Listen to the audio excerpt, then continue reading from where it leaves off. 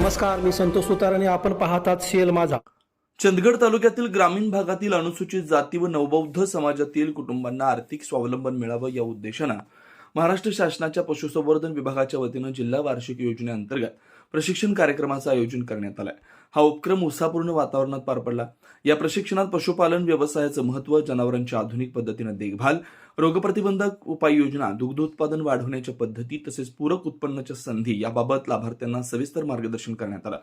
ग्रामीण अर्थव्यवस्थेमध्ये पशुसंवर्धनाचं महत्त्व अधोरेखित करत लाभार्थ्यांनी या प्रशिक्षणाचा लाभ घेऊन स्वावलंबी व्हावं असं आवाहन मान्यवरांनी केलं. कार्यक्रमाला लक्ष्मण विश्राम गावडे, विलास नाईक तसेच ज्योती मळवीकर यांची प्रमुख उपस्थिती होती.